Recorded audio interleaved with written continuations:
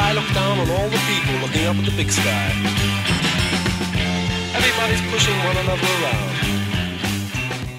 Welcome to 2-Month Review. This is the podcast that's produced by the 3% Podcast, covering one book 2 months at a time. And the first book that we're going to be using in this series is the first book, the actual podcast, first everything, is Rodrigo Fresán's The Invented Part. So today we're going to cover that, talk a little bit about Fresán in general, how this is going to work, what our schedule is going to be, and talk specifically with Will Vanderhyden, who we have on the phone, who is the translator of The Invented Part. Hello. And I am also joined, as always, by Brian Wood, who is a writer here, living here in Rochester. Hey guys, how's it going? And he's got other things, but we'll get into those later. One thing that I want to say to start out with is that this is going live on May 16th, which is the official pub date for The Invented Part. Very cool. Where can you buy the book? Because I went to the library to try to get one because I don't want to buy books, because it's expensive. But if I did have money, where would I buy the book? So theoretically, the book is actually already available. It's available at all points in time through the Open Letter website. On the Open Letter website, if you go to checkout and you use the code 2, the numeral 2 month, you will get a discount off of the book and I believe free shipping. Otherwise, it's always available through Amazon. It's available at better bookstores everywhere. The book is shipped out already to all stores. By the end of April, it had shipped out to all of the bookstores across the country. So it should be widely available there. Your library should have it soon, in fact. Because of it takes a couple steps for a library to get a book. It takes a little longer, but those will be on their way as well. So it should be, by the time you're hearing this, the book should be readily available through Barnes & Noble, through Amazon, through your local independent bookstore, through libraries, through the Open Letter website. So let me get this straight, though, Brian. You haven't read the book yet, huh? Oh, no. Why would I have read the book already? It'd be dumb. You're going to read it as we go. Yeah, I'm part of the book club, man. All right. That makes sense. Have you read the book? Yeah, I mean, sort of. Skimmed it. Okay, yeah. As long as you got a general sense of what it is. So before we get into the book, though, Will, I wanted to talk to you maybe first. This has been a long process for you, I suspect, because this book is not short. One of the reasons we chose it to be the first one in this 2-month review is that it is long enough to read over 2 months where you feel like you're reading a decent amount of a book every week. So it's 552 pages in our edition. It is a lot of words. And I wondered if for a second you could talk about essentially like how you came to Fresán's work. Like, how did you first find out about him? And what's your process been like translating this book specifically? Yeah. So I first read Fresán in English in Natasha Wimmer's translation of Kensington Gardens. And that was probably around when it came out, I think 2007, something like that. I think that is when it came out. Yeah, and I thought it was amazing, and her translation is, of course, excellent. And then that was right around the same time I was first starting to do literary translation at all myself, just kind of for fun. And so I ordered a bunch of his books. I read a bunch of his books. The first one I translated or tried to translate or translated a part of was The Bottom of the Sky, which y'all are publishing sometime in next year, maybe. Yep. I worked on that while I was actually in Rochester. Beyond that, I've kind of read everything he's written in Spanish. And so Fresán has 10 books now in Spanish, correct? 9 or 10.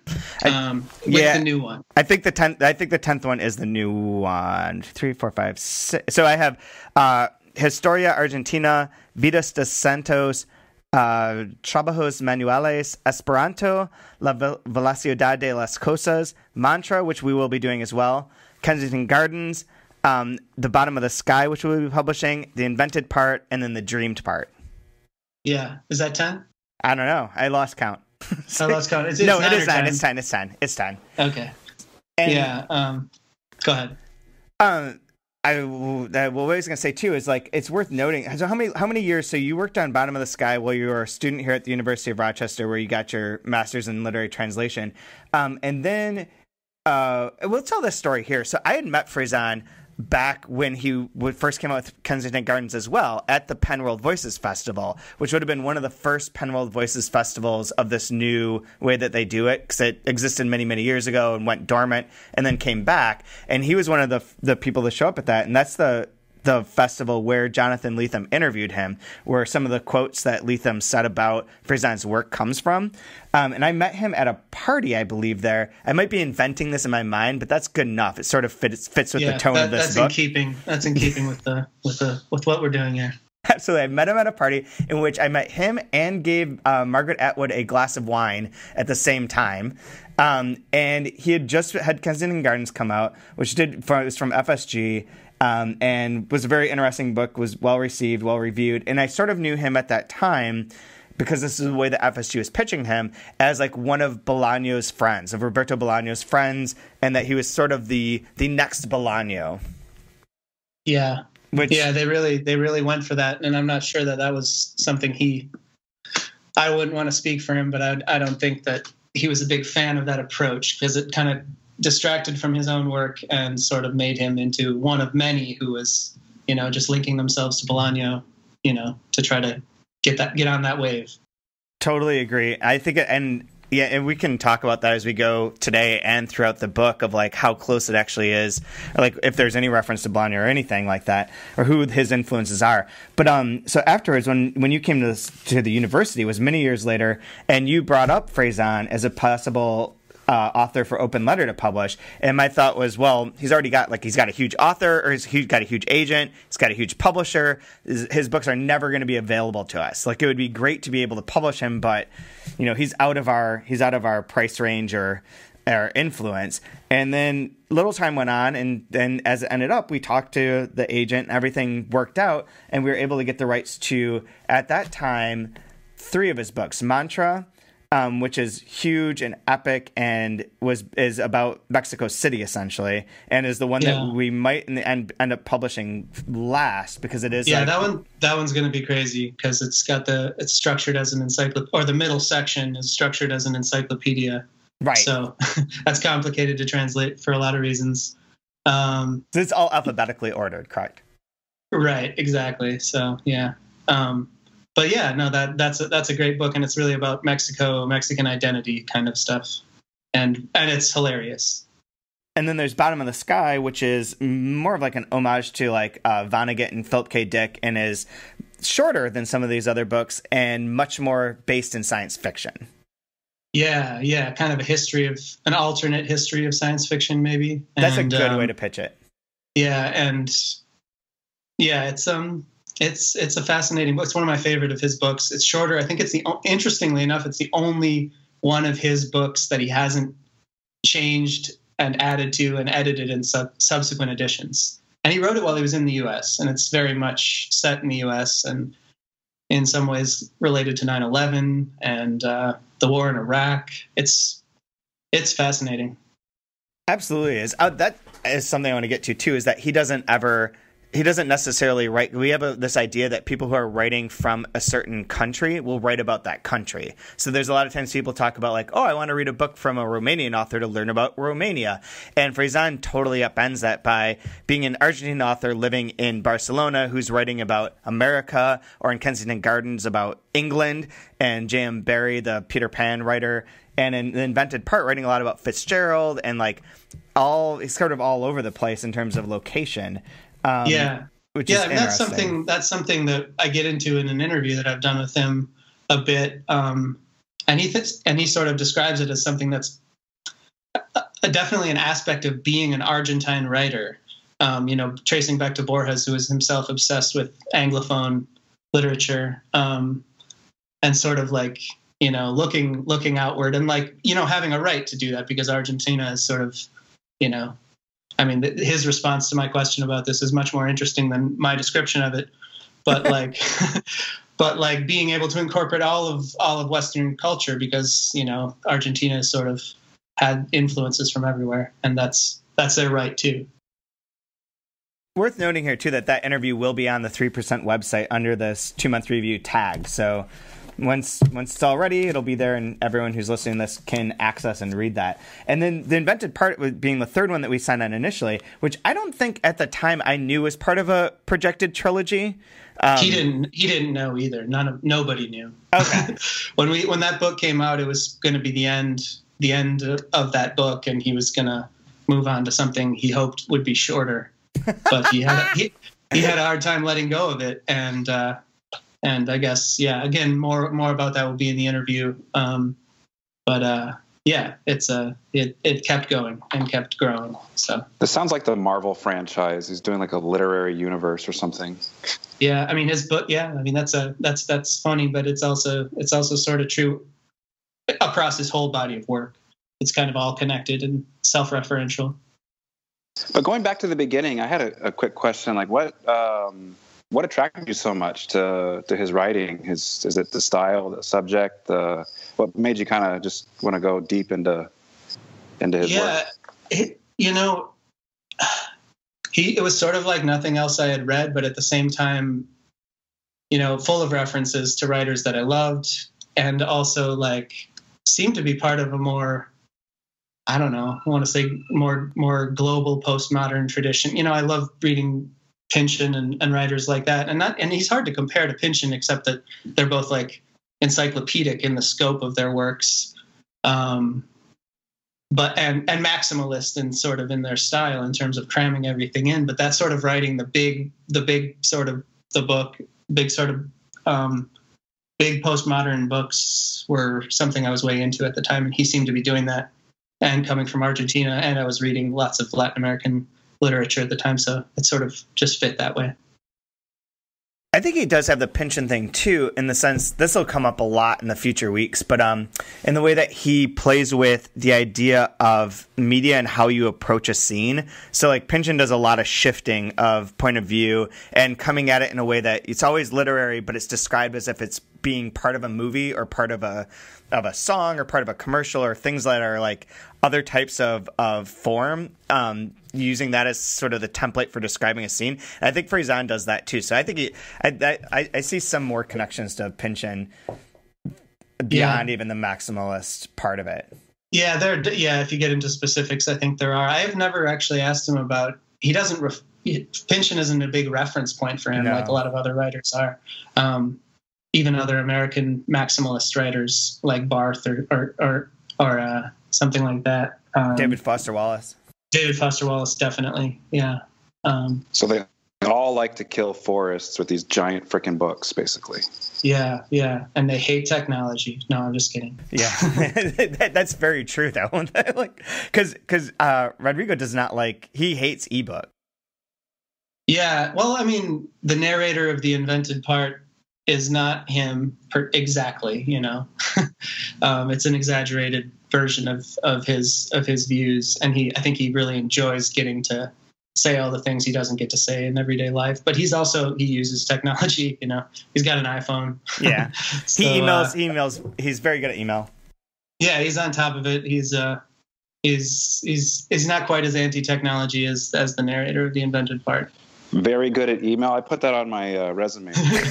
He is incredible at email. He responds within oftentimes within 15 minutes of when you send him an email, and oftentimes they're complicated emails when we're corresponding about stuff related to whatever obscure question about the book or the translation, and he's on top of it. Like, for instance, the interview that I'm doing with him, I worked for all week coming up with these questions, and then he sent it back to me within 3 or 4 hours.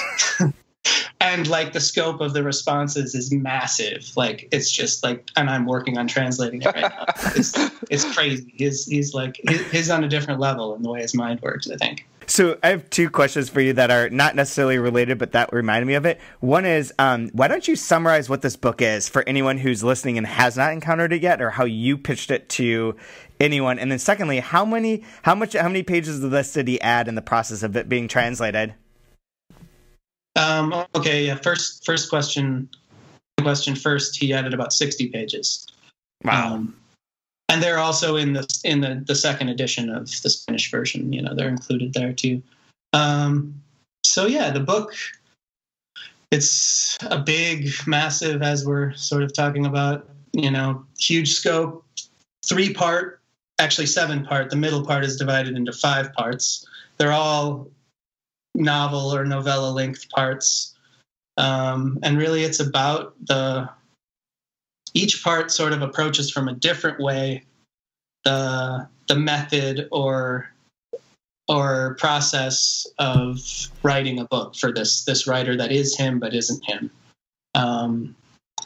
And yeah, there is a plot that runs through all of it, and it kind of it's kind of not so relevant. I mean, it is, but it isn't. It frames him. Tell us about the book. There is a plot. Well, Chad, you can summarize the plot. Like, it's, that like we did it a million times, like on our, in the jacket copy or whatever. That has a great summary of the plot. Yeah, and the jacket copy will post it online, but not to crib from that, but just to go from like my own telling of it now. I mean, the main concept is that there's a writer who's written a number of books who, after he has had a certain amount of success and trends are turning, things are going on with his life, wants to merge with the God particle at the Large Hadron Collider, or CERN, so that he can then sort of transcend space and time and be able to manipulate reality at will. And so the book sort of tells from a number of perspectives that author's life and creation and ideas about how art gets created, with that sort of in the background, that maybe he was successful and was able to merge with the God particle and, have this ethereal voice that can sort of interject itself into reality at times. Yeah, there are parts that are written as if it was successful, and then the last part, and I don't want to spoil anything here, kind of undercuts everything. Yeah, that'd be a pretty dick move, since I haven't started it yet. But feel free, go ahead. Yeah. Well, I mean, like I said, the plot is not super. It's not really what it's about. It's more about the style and about a process. Describing a process for writing a book, and that sounds dry and uninteresting. But it's incredibly entertaining because his style is really engaging, has a lot of momentum, and he's very creative in his use of form. No, I cheated and started reading the beginning of it last week, and it's really incredible. What it's about doesn't matter. You just immerse yourself in the actual joy of his writing. It's incredible. Oh, I'm glad. I'm so anxious to see what readers think of it. So it's good to hear that. Yeah, me too. I think so far there's been one preview review. There's been a few, actually. There's been a few reviews, but the one that's most notable is that Kirkus Review, which is one of these trade magazines that reviews books for the directed towards other libraries or towards other reviewers, gave it a starred review and highly praised it. As like an exemplary postmodern novel that is both literature and entertainment, studded with references to everyone from Dylan and the Beatles to Stanley Kubrick and F. Scott Fitzgerald. It adds up to a lively, if sometimes disjointed how do you say that? Pan to creativity. Yeah, you got it. Yeah. So it is one of the things that I know we're going to be talking about in the first episode of this, or the first section when we talk about that, is the number of pop culture references that there are. Yeah, pop culture and literary references. Like, he refers to himself as a referential maniac, which is referential mania is a term that Nabokov actually, I don't know if he coined it, but he used it in in the story. And what is it called? Signs and Symbols or something like that. That was published in the New Yorker way back when, and it's like describing the disorder that this son of Russian immigrants has, and who's institutionalized and whatever, and like thinks that everything he sees in reality or hears or whatever is a reference to him. So it's a different kind of referential mania. His is more, full, literary and pop cultural references. In a way, they all do refer to him and his sort of, I don't know. You can reduce it to that if you want. Well, I've already made up my mind that I don't like him because I think he's going to be culturally appropriating everything. So, but I'm going to be open. But I know I don't like him, but I'll read the whole thing anyways. Fair enough. Yeah. Just to give someone, anyone who's listening to, like, some of these elements, I thought it'd be useful for you to say, like, some of the authors that if you like person X, you probably like Fresán's books, and also like some of these big popular pop culture or literary references to watch for in the book as you read it. All right. Yeah. I mean, if you like Borges, for instance, you might like Fresán, although Borges writes really short things and Fresán writes massive things, but they have, they come from similar places and they have sort of similar tastes in the Anglophone world. If you like David Foster Wallace, if you like Pynchon, writers like that, the postmodern American writers, if you like Vonnegut, if you like Philip K. Dick, DeLillo. If you like sci-fi in general, yeah. If you like sci-fi that is in some way concerned with also being sort of literary writing in particular, he's obsessed with, in this book anyway, with F. Scott Fitzgerald, who I love. And so like the content is very, if you're like interested in F. Scott Fitzgerald's life and his work, there's a lot in this book for people interested in those things. William S. Burroughs, he's into the Beats and Burroughs for sure. 2001. Yep, 2001 and A Space Odyssey and the Beatles, A Day in the Life, and the cover to a Sgt. Pepper's Lonely Hearts Club Band are like he credits those experiences of those as a child, of those different art forms as sort of kickstarting his referential mania. Just that's sort of a preview of some of the stuff that's covered in the interview again, but yeah, there's many, like Pink Floyd. There's a huge amount on Pink Floyd in this book. We are going to have Tom Roberge is going to come on to talk about Pink Floyd. Yeah, I think that'll be fun because yeah, I know Tom really likes Pink Floyd as well. So yeah, there's a lot of that in there. A lot of Pink Floyd, a lot of Bob Dylan. In the next book, there's a lot more Bob Dylan, a lot of the Bronte sisters, and a lot of Nabokov. So look forward to that. Yeah, because the next one is, so the invented part is the first part that became then this trilogy, and the second part is the dreamed part, which just came out in Spanish, and of which we will be publishing as well. And then the third one, it does have a title, doesn't it? Yeah, the remembered part. Oh, that's right, the remembered part. The part that I can't remember. Yeah, which I don't know exactly what's going to be in there, but I imagine it'll be a lot of references to Proust. That sort of makes sense. Absolutely. Yeah, which is another big reference point for him. Like you can see, it's not so much an explicit one, but I think you can see it even in the opening of the invented part. It's sort of, I feel like there's a semi hidden reference to Proust and what's going on with the boy in Search of Lost Time. Interesting.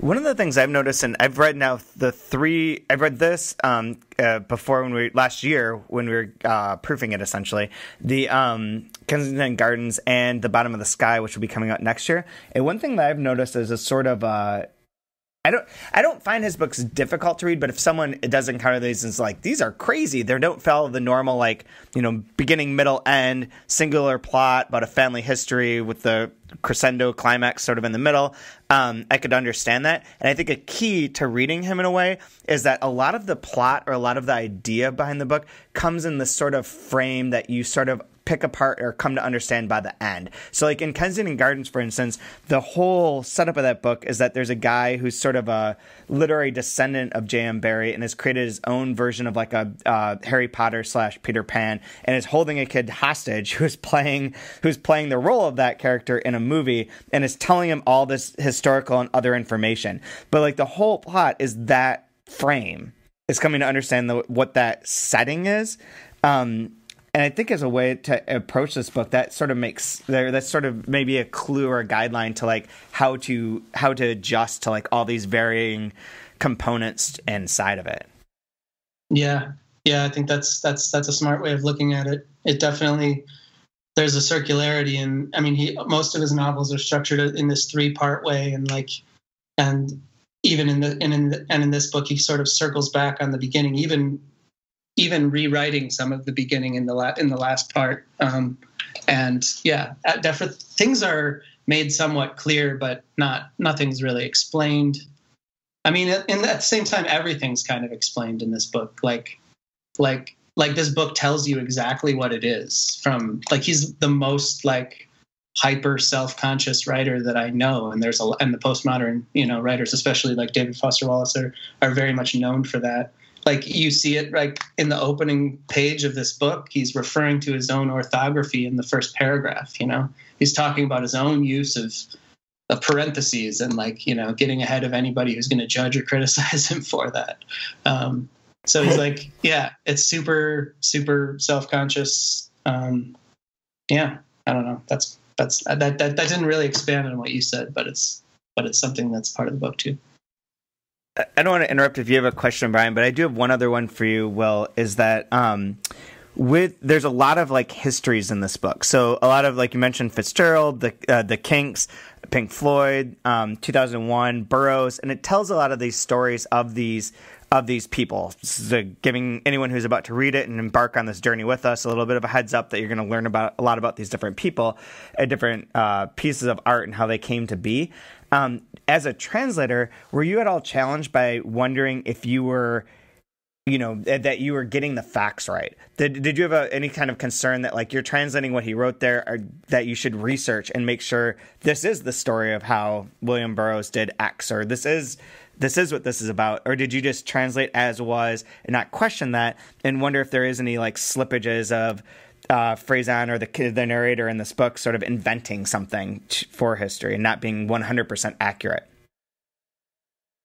That's a good question. So all of his books include a long list of acknowledgments at the end, which includes references to the authors and books that were used and not only authors and books, but songs and bands and everything, all the media that he that went into writing the book. And so like for the case of the Burroughs and Joan Vollmer story that gets told in there, there's a lot of biographies and stuff that he refers to and stuff in the back. So I'm able to find those if I think if I'm worrying about getting the facts straight, I'm able to find those books and read them and sort of figure it out. But it's also, he also does those stories. He does what he wants with them. It's fiction. So, he's not beholden to the facts of those stories. And so I don't think the translation is either, to a certain extent. Like they're playing with reality. They're not like trying to retell the history exactly, if that makes sense. Yeah, absolutely. I like that there's a few things that are in parentheses in the back list of all of the, I mean, this is pages. There's essentially 2.5 pages of references that are in like single paragraph format. So it's not like one, like a list. It's like a ton of stuff. And there's a few things that are in parentheses, including you and I we're both in there, thinking both of us in the middle. And also there's a great one that just says, it's listing like Ray Davies and the Kinks, Marta Diaz, Ignacio Echeverria, William Faulkner, almost. I know, that one's hilarious because I mean that's a big thing that comes up, and I just saw that myself. It comes up in the book that the narrator of the book is trying to read Faulkner all the time, but never has really. And it's funny because Faulkner is like considered to have such a big impact on Latin American writers, like he's referred to all the time. And I think he plays with like the different tropes of Latin American fiction and our ideas about it. And yeah, I love that almost because the writer who is the narrator of the book is dragging around with him at the end in the final section a suitcase that is possibly anyway full of Faulkner books that he's never read. Oh man. So yeah, I don't know. Maybe he'll write a fourth edition to this trilogy that's all about when he finally reads Faulkner. Well, I tried to read Faulkner through the winter, and I thought I had a stroke or something. I didn't realize the shifting narration. I was like, screw this book, man. I'm not going to do this just because I have to. So I second that. Almost Faulkner, not quite. Whatever. Yeah, almost. I agree. I've read some Faulkner, but Faulkner is one of my all-time favorites. I mean, he's amazing for sure. There's some whatever, Chad. You're just being contrarian. Whatever. Yeah, like usual. But there was one other thing I was going to say is that, I was just going to say that we have, just for people who are ready to follow along and that have been enticed into buying the book or wanting to read it with us, that the first episode covering the book will take place, will go live online on June 1st, and it will cover the first part of the book, which is called The Real Character, and it goes from pages 1 through page 45. So not a huge amount to read, but if you read that, we will be discussing that on the podcast that goes live on June 1st. And Jeremy Garber of Powell's Books and the Best Translated Book Award jury will be on there to talk about that. And just one more, you said we can get it at 3%, and there's a code for a discount, right? Yep, 2 month, the number 2 and then month, you'll get 20% off, and you can order it through there, or you can also get it through your local bookstore or through Amazon. Or and that's the Open Letter website, not the 3% website. That is the Open Letter website, which is openletterbooks.org. Should make sure I do all those things. One other thing I forgot to mention, though, is, Will, you received 2 awards to help you with your translation of this. Yeah, thank goodness. And do you want to say what those are? I wouldn't have been able to do it in the time frame otherwise, because one was from the NEA and one was from the Landon Foundation, and that was a residency that really helped me get through the first draft. Yeah, you're way too humble. You received 2 major awards. Oh yeah, I guess I did. Jeez, that's pretty awesome. Yeah, it was so helpful. I would love to be able to get those. I know all translators would love to be able to get that sort of support for, especially when you're doing a really big book, because they're a hard thing to get paid for. And I mean, not to say anything about Open Letter not paying me. They clearly paid me for it, but it's just like, it's, a book like this is just so much work. And yeah, I mean, a lot of fun, but at the same time, it sort of consumes a lot of time and a lot of your life. Absolutely. But, so what other, do you want to pitch any other books that you're working on or projects you're working on, or any other books that you think people of your translations that people should check out? Well, I would say they should check out the L'Abbé books you guys have published. Right on. Navidad Matanza and Loquella, I think, are L'Abbé's one of my favorite writers and just an awesome guy. And we're going to do another one of his books in the next couple of years, right? Yep. That's sort of the plan. Absolutely. We have the contracts there signed. Nice. And I'm working on a book by another Argentine, a woman, Fernanda Garcia Lau. Mm-hmm. And the book is called Out of the Cage. And Phoneme will be publishing that, let's see, in 2018 sometime, I think, in the fall maybe. And yeah, that's super awesome. She's crazy. I mean, another crazy Argentine who's, that's all I'll say about that. I've also translated a collection of her poetry that I think they're going to publish. And those are that and the L'Abbé and the next Fresán. Those are my projects right now. I'm getting married next week, so I'm, Oh, that's brutal. Sorry. Dealing with that. And going to Puerto Rico, so it'll be fun. Yeah, that's amazing. Super they'll amazing. Appreciate the business. Ouch. Oh man. And Brian, do you want to, I should say that everyone can follow, if you go on 3%, where you can see the post for this podcast, some other links on there, and we will be posting additional things about the books that go up, that are about the invented part or about anything in the 2-month review that goes outside of the podcast themselves. But we will also, in addition to that, on Goodreads, if you're a Goodreads user and member, if you go to the community section and go to groups and type in 2-month review, you will find a forum, essentially, where we will be discussing each of the episodes and parts of the book. So if you want to join in, you're more than welcome to come in, throw out your comments. We'll read some of them online and react to them, or read some of them on the podcast and react to them as we can. You can also always follow Open Letter Books at the Open Letter Books Twitter handle, which is open_letter. But Brian, do you want to plug your work and your Twitter and mostly pictures of your baby? I'm on Twitter at BrianWood_. I don't tweet much, but now that NBA is going into the playoffs, I'll start doing some NBA tweets because that's what's most important right now. But wait, who are you guys rooting for in the teams that are left in the NBA?